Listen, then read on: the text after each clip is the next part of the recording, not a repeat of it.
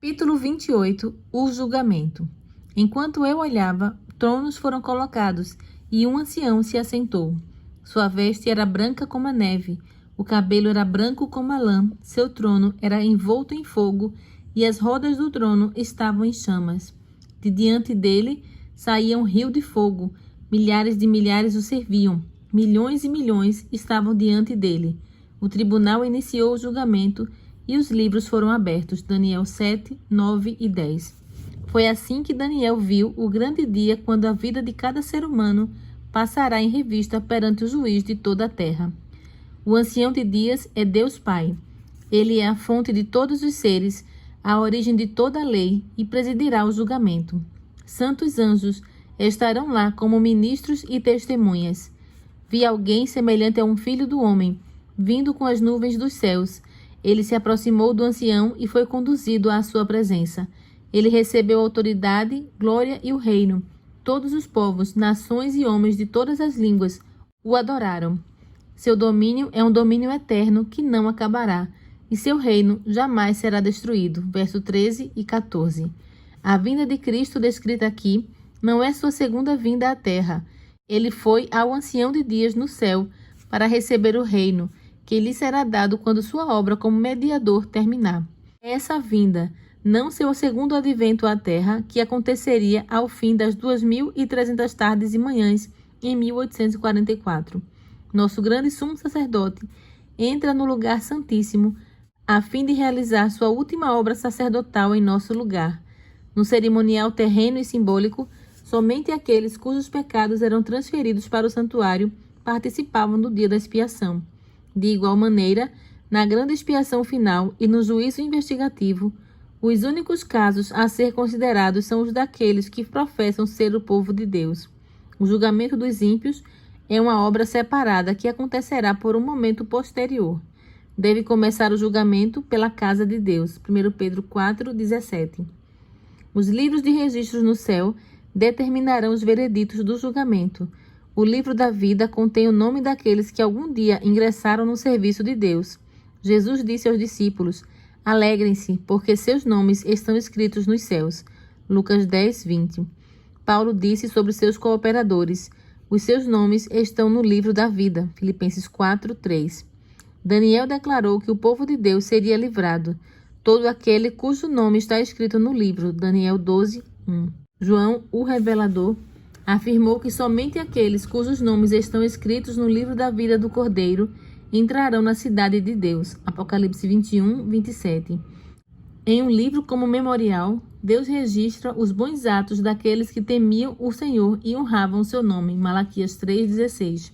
Toda tentação resistida, todo mal vencido, toda palavra de piedade expressa, todo ato de sacrifício, todo sofrimento suportado em nome de Cristo é registrado. Registra tu mesmo o meu lamento. Recolhe as minhas lágrimas em teu odre. Acaso não estão anotadas em teu livro? Salmo 56, 8. Intenções ocultas. Há também um relatório dos pecados dos homens, pois Deus trará a julgamento tudo o que foi feito, inclusive tudo o que está escondido, seja bom, seja mal. Eclesiastes 12, 14. No dia do juízo, os homens haverão de dar conta de toda a palavra inútil que tiverem falado, pois por suas palavras vocês serão absolvidos, e por suas palavras serão condenados. Mateus 12, 36 e 37. Portanto, não julguem nada antes da hora devida. Ele, Deus, trará à luz o que está oculto nas trevas e manifestará as intenções dos corações. 1 Coríntios 4, 5.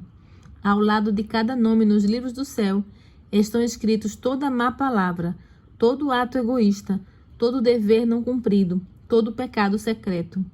Advertências enviadas pelo céu ou reprovações negligenciadas, momentos desperdiçados, a influência exercida para o bem ou para o mal, assim como seus resultados de vasto alcance, tudo é historiado pelo anjo relator.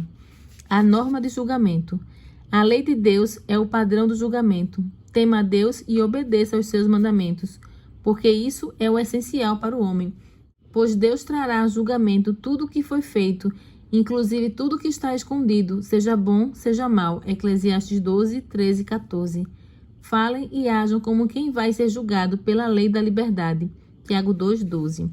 Aqueles considerados dignos participarão da ressurreição dos justos. Jesus disse: os que forem considerados dignos de tomar parte na era que há de vir e na ressurreição dos mortos são filhos de Deus, visto que são filhos da ressurreição. Lucas 20, 35 e 36. Os que fizeram o bem sairão da sepultura e ressuscitarão para a vida. João 5, 29. Os justos mortos só ressuscitarão depois que forem considerados dignos da ressurreição da vida no julgamento. Logo, não estarão presentes em pessoa quando Deus examinar seus registros e decidir seu caso. Jesus comparecerá como advogado, a fim de apresentar seu caso diante de Deus. Se, porém, alguém pecar, temos um intercessor junto ao Pai, Jesus Cristo, o justo. 1 João 2:1. Pois Cristo não entrou em santuário feito por homens, uma simples representação do verdadeiro. Ele entrou nos céus, para agora se apresentar diante de Deus em nosso favor. Hebreus 9:24. Portanto, ele é capaz de salvar definitivamente aqueles que, por meio dele, aproximam-se de Deus, pois vive sempre para interceder por eles. Hebreus 7:25. Quando os livros de registro são abertos no juízo, a vida de todos aqueles que creram em Jesus passa em revista diante de Deus. Começando com aqueles que viveram primeiro na terra, nosso advogado apresenta o caso de uma geração após a outra. Cada nome é mencionado, cada caso investigado. Alguns nomes são aceitos, outros rejeitados. Quando alguém tem pecados que permanecem nos livros de registro sem arrependimento e sem perdão, seu nome é apagado do livro da vida. O Senhor declarou a Moisés: riscarei do meu nome todo aquele que pecar contra mim. Êxodo 32:33. Todos os que se arrependeram de verdade e pela fé, reivindicaram o sangue de Cristo como seu sacrifício expiatório, receberão perdão, o qual foi registrado nos livros do céu. Como se tornaram participantes da justiça de Cristo e seu caráter foi achado em harmonia com a lei de Deus, seus pecados serão apagados e eles serão considerados dignos da vida eterna. O Senhor declara: sou eu mesmo, aquele que apaga suas transgressões por amor de mim e que não se lembra mais dos seus pecados. Isaías 43:25. O vencedor será igualmente vestido de branco.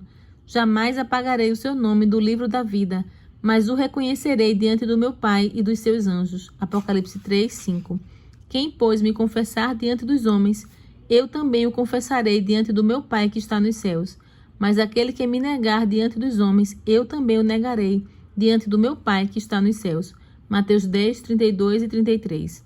Jesus, o intercessor divino, pede que todos os que venceram pela fé em seu sangue sejam restaurados ao seu lar edênico e coroados como co-herdeiros com ele ao antigo domínio.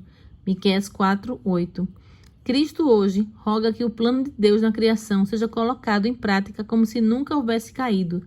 Ele pede não só perdão e justificação por seu povo, mas uma parte em sua glória e um assento com ele em seu trono. Enquanto Jesus suplica pelos objetos de sua graça, Satanás os acusa diante de Deus. Ele aponta para o registro da vida deles, seus defeitos de caráter, sua dessemelhança com Cristo e todos os pecados que os tentou a cometer. Por causa disso, os reclama como súditos seus. Jesus não ignora seus pecados, mas mostra seu arrependimento e sua fé, suplicando perdão por eles. Levanta as mãos feridas diante do Pai e diz: eu os gravei na palma de minhas mãos. Os sacrifícios que agradam a Deus são um espírito quebrantado, um coração quebrantado e contrito, ó Deus, não desprezarás. Salmo 51:17. A repreensão. Para o acusador ele diz: o Senhor o repreenda, Satanás. O Senhor que escolheu Jerusalém o repreenda. Esse homem não parece um tição tirado do fogo? Zacarias 3:2. Cristo revestirá seus fiéis com a própria justiça, a fim de apresentá-los ao seu Pai, como igreja gloriosa, sem mancha nem ruga ou coisa semelhante. Efésios 5:27. É assim que experimentarão o cumprimento completo da promessa da nova aliança. Eu lhes perdoarei a maldade e não me lembrarei mais dos seus pecados. Jeremias 31:34.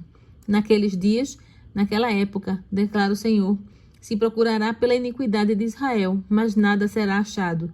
Pelos pecados de Judá, mas nenhum será encontrado. Jeremias 50:20. Os que forem deixados em Sião e ficarem em Jerusalém serão chamados santos. todos os inscritos para viver em Jerusalém. Isaías 4:3. A purificação. A obra do juiz investigativo e apagamento dos pecados acontecerá antes da segunda vinda de Jesus. No cerimonial simbólico, o sumo sacerdote saía e abençoava a congregação. Da mesma maneira, quando seu trabalho como mediador terminar, Cristo aparecerá sem pecado aos que o aguardam para a salvação. Hebreus 9:28. Ao remover os pecados do santuário, o sacerdote os confessava sobre a cabeça do bode emissário. Cristo colocará todos esses pecados sobre Satanás, o instigador do pecado. O bode emissário era mandado embora para um lugar solitário. Levítico 16:22. Satanás, carregando a culpa dos pecados que ele levou o povo de Deus a cometer, será confinado à ruína da terra por 1000 anos e então sofrerá a pena de fogo que destruirá os ímpios. Dessa maneira, o plano da redenção será concluído quando o pecado finalmente for erradicado, no tempo certo. No momento designado, o fim das 2.300 tardes e manhãs em 1844, a obra de investigação e apagamento dos pecados começou e continua hoje. Pecados dos quais não nos arrependemos e que não abandonamos não serão apagados dos livros de registro. Anjos de Deus testemunham cada pecado e o registram. Podemos negar nosso pecado, escondê-lo do pai, da mãe, da esposa, dos filhos e dos amigos, mas ele permanece completamente exposto diante do céu. Deus não se deixa enganar por aparências, ele não erra. Os corruptos de coração podem até enganar os outros, mas o Senhor lê a vida interior. Que pensamento solene! O conquistador mais poderoso da terra não é capaz de remover o registro de um único dia. Nossos atos, nossas palavras e até mesmo nossas intenções ocultas, embora por nós esquecidas, darão seu testemunho para justificar ou condenar. O juízo examinará o uso que fizemos de cada talento. Como empregamos nosso tempo, nossos textos, nossa voz, nosso dinheiro, nossa influência? O que fizemos por Cristo na pessoa do pobre, do aflito, do órfão ou da viúva? O que fizemos com a luz e a verdade que Deus nos concedeu? Somente o amor demonstrado por nossos atos é considerado genuíno. À vista do céu, apenas o amor concede valor a qualquer ato. O egoísmo é desmascarado. O egoísmo oculto é revelado no livro do céu. Quantas vezes as pessoas têm dado a Satanás o tempo, os pensamentos e a força que pertencem a Cristo. Professos seguidores de Cristo são absorvidos pela busca por bens mundanos ou por desfrutar prazeres terrenos. Sacrificam dinheiro, tempo e força por ostentação e condescendência pessoal, dedicando poucos momentos à oração, ao exame das Escrituras e à confissão dos pecados. Satanás inventa inúmeros esquemas para ocupar nossa mente. O arqui-enganador odeia as grandes verdades que chamam a atenção para o sacrifício expiatório e o mediador todo-poderoso. Para Satanás, tudo gira em torno de afastar Jesus da mente do ser humano. Aqueles que desejam compartilhar os benefícios da mediação do Salvador por nós não deveriam permitir que nada interferisse em seu dever de desenvolver a santidade no temor do Senhor. Em vez de dedicar horas preciosas aos prazeres e à obtenção de dinheiro, deveriam devotar tempo ao estudo da palavra da verdade, em atitude de oração. Deveriam entender com clareza o santuário e o juízo investigativo. Todos necessitam conhecer a posição e a obra de nosso grande sumo sacerdote. Do contrário, será impossível exercer a fé tão essencial para este tempo. O santuário no céu é o centro da obra de Cristo em prol da humanidade. Ele diz respeito a todas as pessoas que vivem na terra.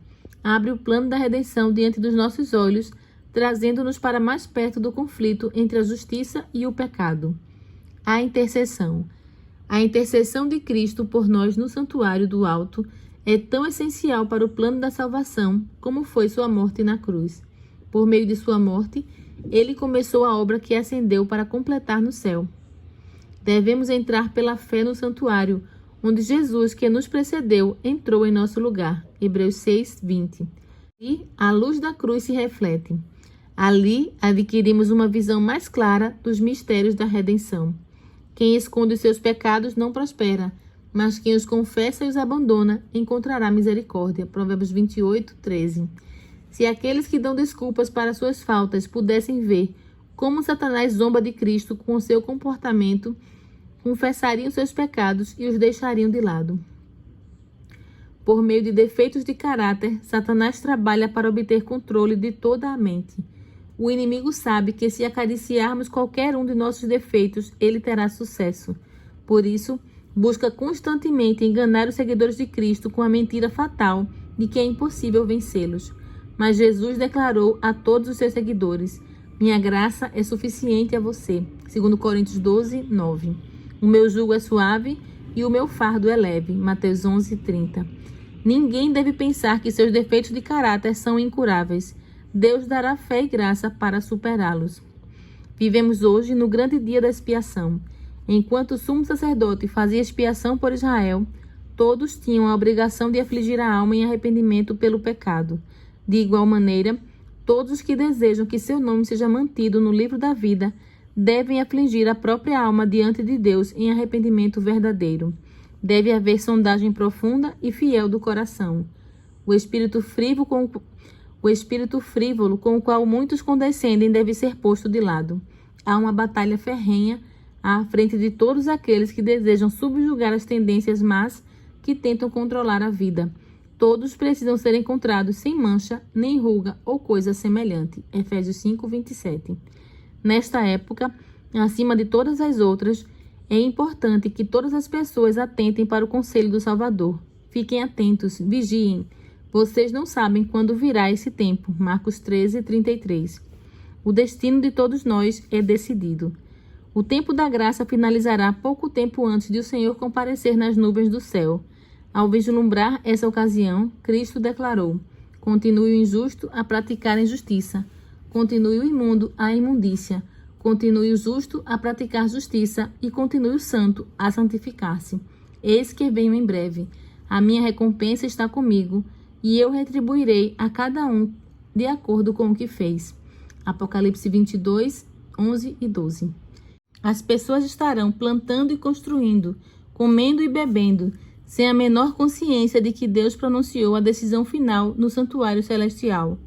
Antes do dilúvio, depois que Noé entrou na arca, o Senhor o trancou ali dentro e fechou os ímpios do lado de fora.